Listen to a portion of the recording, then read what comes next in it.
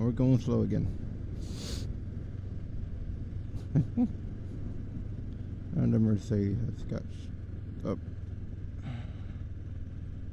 Yay.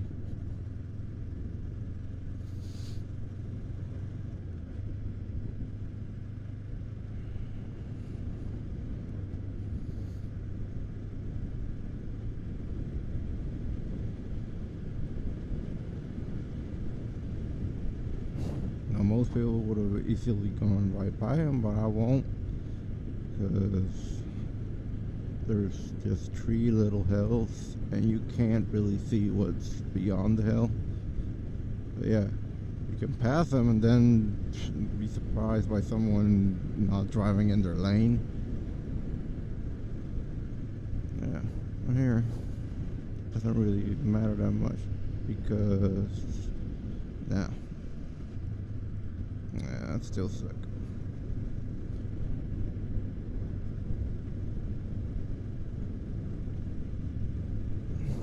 Better be safe than sorry.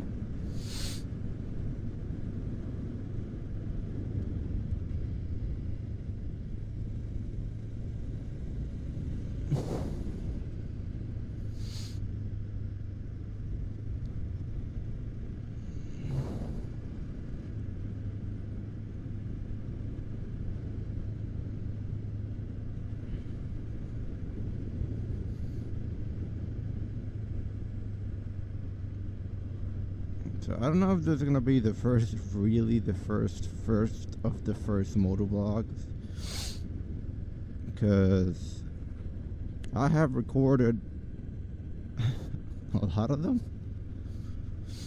but the sound wasn't really correct. Now the sound is not really correct now either, but it's better because I got the mic right in my face. I don't know if you guys can hear the bike, but whatever. And the other test where I had the mic, yes, you could hear the bike, but you could not hear me correctly. So, what's more important when you're motovlogging? So you can hear me. So you can hear the bike? Well, that's, well, if you answered so you can hear the bike, well, I don't know, go to the start of the video again and hear the bike and all her stock glory.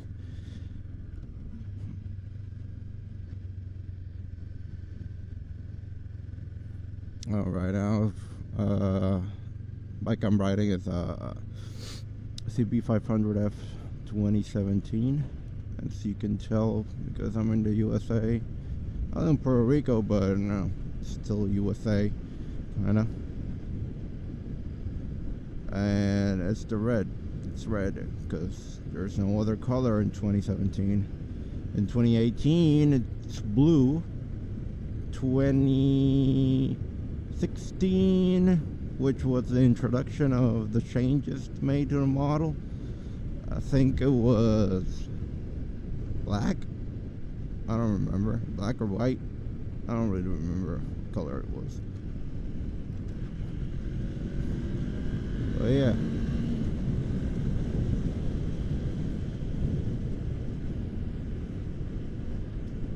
And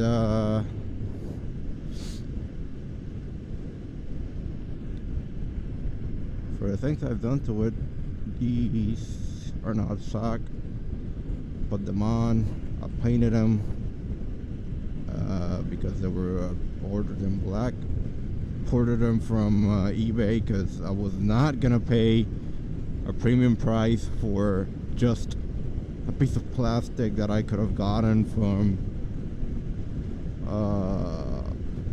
name brands that cost like what, $100 for the same thing. I paid like what, 20? No, not really, like less than 30. I paid less than 30, like maybe 24 bucks. And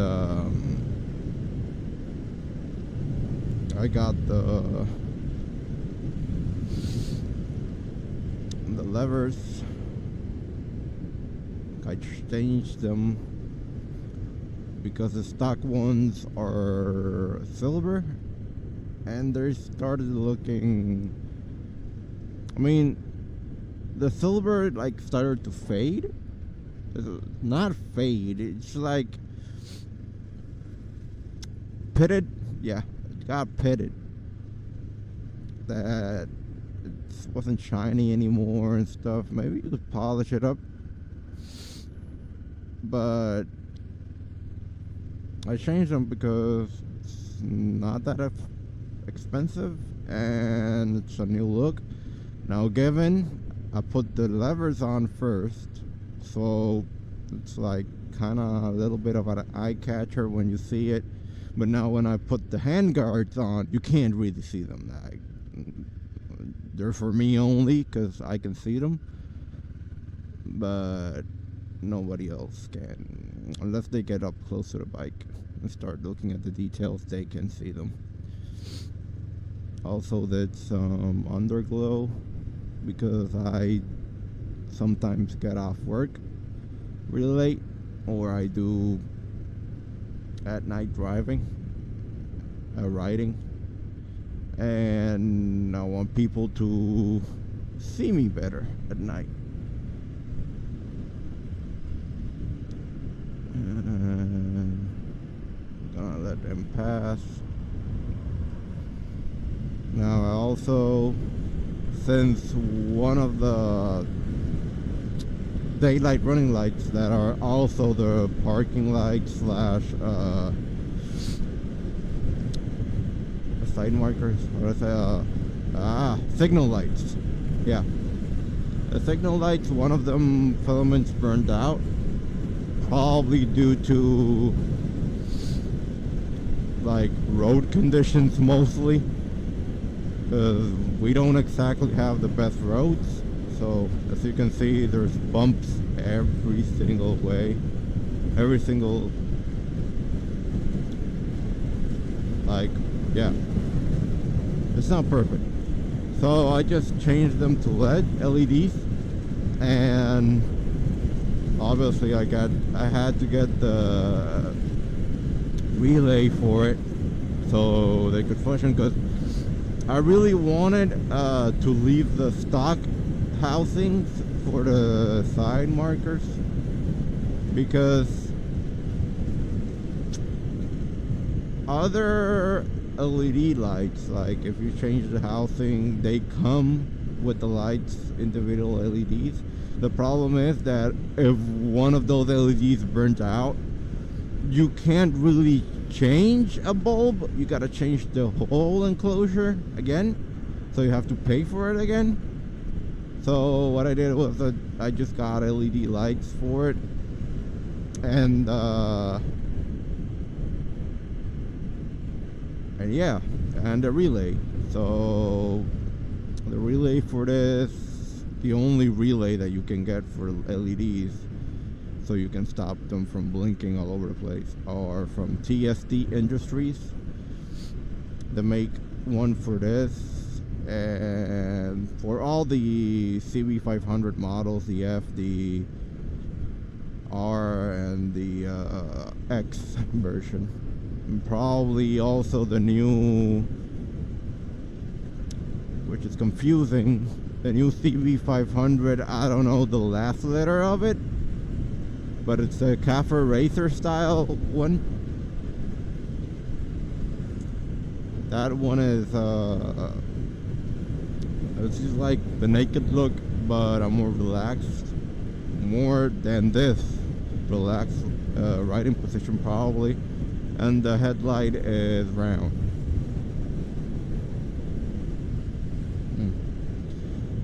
So yeah, what else can I say?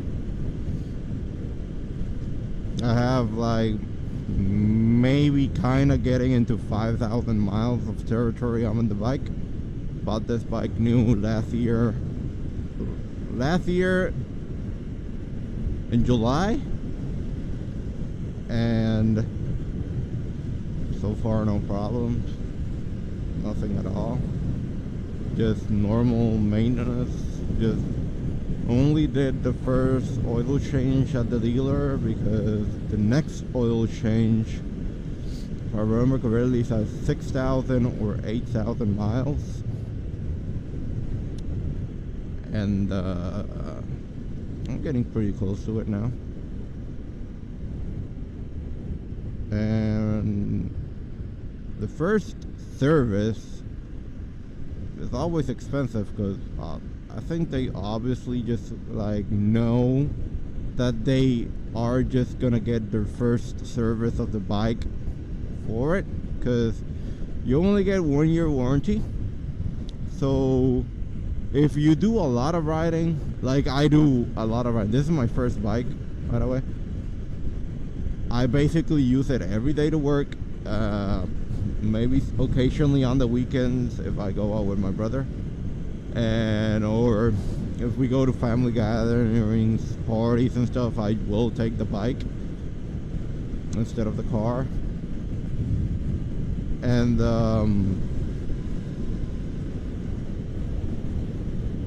yeah, so basically, and I didn't start riding right away. I didn't like buy it and start riding it, because I bought it, I rode it a little bit just to get accustomed to it, and then when I started really riding it was like in Christmas. After Christmas, kinda, I started riding it a lot more, and that's when I got the, okay, what are you guys doing? Wow, want to get over, but you guys are going a little bit too slow. Okay then, and yeah. So you basically got counted from December up to here. That's how many miles I put in those many months. Well, that's a lot. That is really, I think, a lot. Also, some people might say like they might be worried about how it does highway. Well, this bike does beautiful highway. At first, I wasn't accustomed to the wind. I mean, at 60 miles an hour, well, it's not a really windy day today, but at 60 miles an hour, I would like be pushed really far back, but now I don't fight it. I just let it happen, and it doesn't really bother me anymore. Also, the handguards help a little bit to reduce the airflow on the arms and stuff. But really, like, I'm in 6th gear right now. Let me check. Yeah, I'm in 6th gear, and if I want to pass somebody, I'll just pin it a little bit. And yeah, I got enough power to like move around, and just, yeah, it's a really good bike for commuting. It's a really good bike. This, and right now in Puerto Rico, like, we only got a handful of like naked bikes, or like, it's like we only got the KTM 390, and if you want the newer models, you have to buy from KTM direct. You can't, there's not really that much dealerships that sell you how do I say this,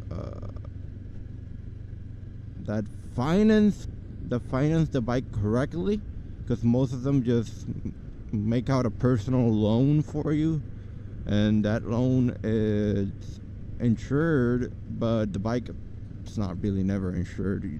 They tell you it's insured, but it's not really, and you can't really get motorcycle insurance over here unless you have like a cruiser. Like, you can't really choose who is gonna insure your bike personally, but if you buy from some of the dealers that have more connections with the insurance agencies, they can insure your bike for you. Like, For example, I bought the Honda, and they finance through BMW, and they insure it through, I don't really remember what now, but it does have full coverage of everything. If it gets stolen, I crash into it, it gets damaged, whatever it happens, it's covered. It's like a full coverage for a car. It's expensive, but it's worth it. Because really the only way you can protect your bike from being stolen, you can put anything you want on it, and insurance is the only thing that will protect you, really. So yeah, I don't know if KTM offers insurance. I think they do, because it's a pretty big dealership, and they also sell Sea-Doos and other stuff. And the Yamaha Harley dealer also insures their bike because they finance through Harley, but dealing with that dealer is sometimes a bit tricky. Customer service and all that. From all the reviews I heard, and from me personally going to the dealership to buy an FC07, but I didn't get that really good service feel. Now, right now there's a lot of wind, like a lot more wind. This part is really windy for some reason, whatever. And so I ended up going to the Honda dealership and looking at their naked bikes. And basically the service and for me that I could insure it, and they finding like the deal that I wanted, it was perfect. And some shit just happened. Oh, they're filling up some old potholes. Nice. But yeah, right now this is my commute to work, and it's basically my daily commute every single day. Like, I can't really give you much variety on my daily commute, because it's my daily commute, and it'd probably be boring, and mostly I'll just talk about stuff and other things. And yeah,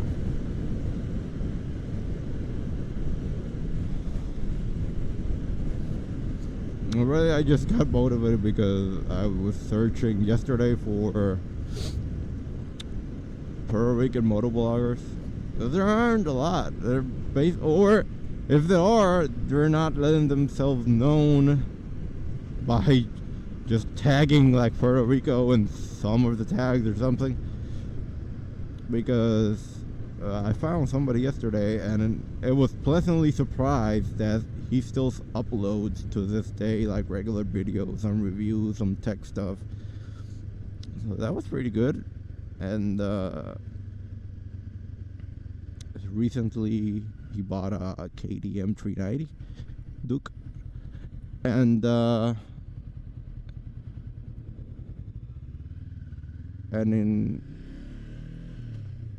he was doing his first impressions and stuff. It was a 30-minute long video. That's probably what I'm gonna do. I'm not gonna edit most of the videos out. Just put it on there, and if people want to watch it, then more power to them.